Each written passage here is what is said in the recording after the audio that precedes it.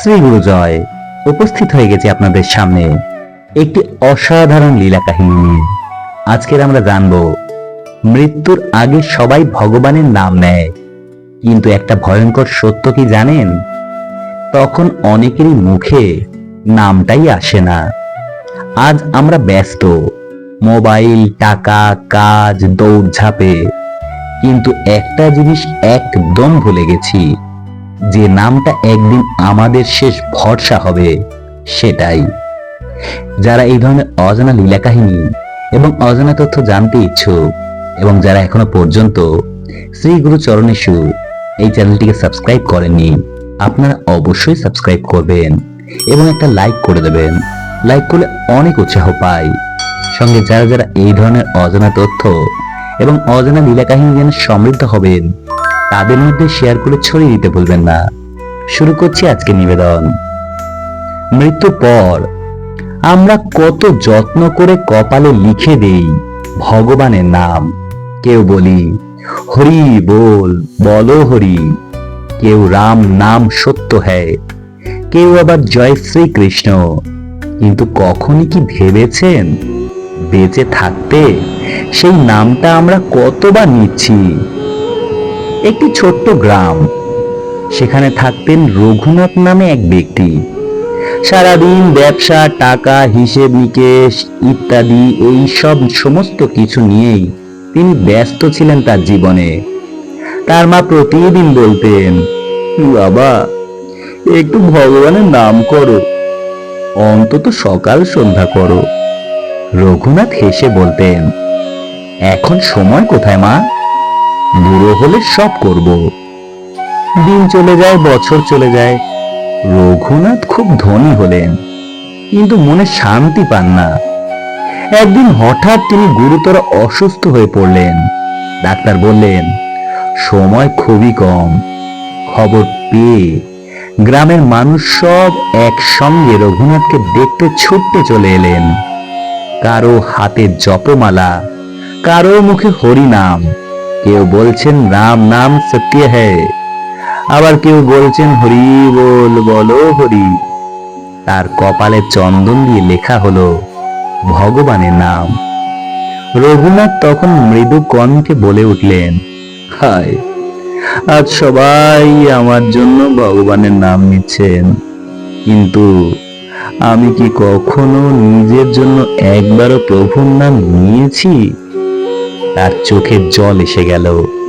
তিনি ফিসফিস করে বললেন, হে ভগবান, হে দয়াময়, আমি তো তোমাকে জীবনে একবারও ডাকিনি, তুমি কি আমাকে চিনবে প্রভু? ঠিক তখনই তার মায়ের কথা মনে পড়ে গেল। তার একবার ডাকলেই তিনি সাড়া দেন। সে শক্তি দিয়ে তিনি বললেন, হে পরমেশ্বর, হে ভগবান শ্রীকৃষ্ণ, আমাকে ক্ষমা করো। তার ঠোঁটে এই প্রথমবার ভগবানের নাম উচ্চারিত হলো। আর ঠিক সেই মুহূর্তে তার মুখে এক অদ্ভুত শান্তি নেমে এলো এবং তিনি শেষ নিঃশ্বাস ত্যাগ করলেন। যখন তিনি প্রভুর নামের মহিমা উপলব্ধি করতে সক্ষম হলেন, তার নাম নেওয়ার ইচ্ছা হলো ঠিকই, কিন্তু সময়ই ছিল না তার কাছে। তিনি অনেক দেরি করে ফেলেছিলেন। আমরা প্রায়শই ভেবে থাকি শেষে করব, সময় হলে করব, কিন্তু সত্যিটা হলো কি? তাই আসুন, মৃত্যুর পর নয়, বেঁচে থাকতেই ভগবানের নাম নেই। এই গল্পটি থেকে শিক্ষা নেই, পরমেশ্বর ভগবান শ্রীকৃষ্ণের নাম এবং গুণকীর্তন মৃত্যুর পর নয়, বরং বেঁচে থাকতেই সারা জীবন করা উচিত। শ্রীমদ্ ভাগবত গীতায় বলা হয়েছে, অন্তিমকালে মানুষ যাকে স্মরণ করে সে সেই ভাবই প্রাপ্ত হয়। সারা জীবন অভ্যাসের মাধ্যমেই মৃত্যুর মুহূর্তে প্রভুর নাম মনে রাখা সম্ভব, কারণ তখন যন্ত্রণায় নাম জপ করা কঠিন। ভক্তিযোগের অভ্যাসের মাধ্যমে, প্রতিদিন নাম জপ ও কীর্তনের মাধ্যমে ভগবানের প্রতি অনুরাগ তৈরি হয়, যা মৃত্যুর সময় সহায়ক। সারা জীবন পরমেশ্বর ভগবান শ্রীকৃষ্ণের নাম নিলে মৃত্যুর মুহূর্তেও তা মনে পড়ার সম্ভাবনা থাকে। হরে কৃষ্ণ কৃষ্ণ কৃষ্ণ হরে হরে, হরে রাম রাম রাম হরে হরে। জন্ম মৃত্যুর চক্র থেকে মুক্তি যদি পেতে হয় এবং পরম ধাম লাভের জন্য জীবিত অবস্থায় শৈশব কাল থেকে শ্রীকৃষ্ণ চেতনা অনুশীলন করা অতি আবশ্যক। কারণ শেষ সময়ে স্মরণে আসে অভ্যাসের মাধ্যমে। তাই আসুন আজ থেকেই শুরু হোক শ্রীকৃষ্ণের নামের পথ চলা।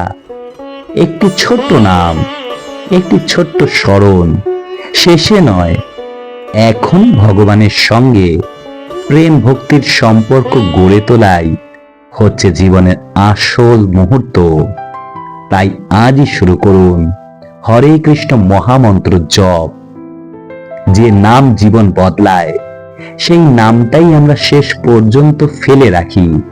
তাই দেরি নয়, আজ থেকেই হরে কৃষ্ণ নাম জপ করতে শুরু করুন। শেষে সবাই আপনার জন্য নাম নেবে, কিন্তু তখন আপনি নিজে নিতে পারবেন তো?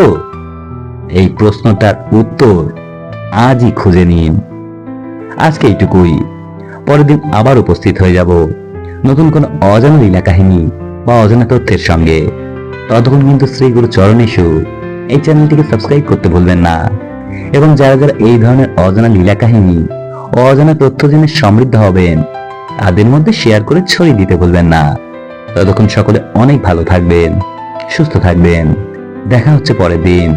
শ্রী গুরু জয়, হরে কৃষ্ণ, রাধে রাধে, ওম নমঃ শিবায়। নমস্কার সবাইকে।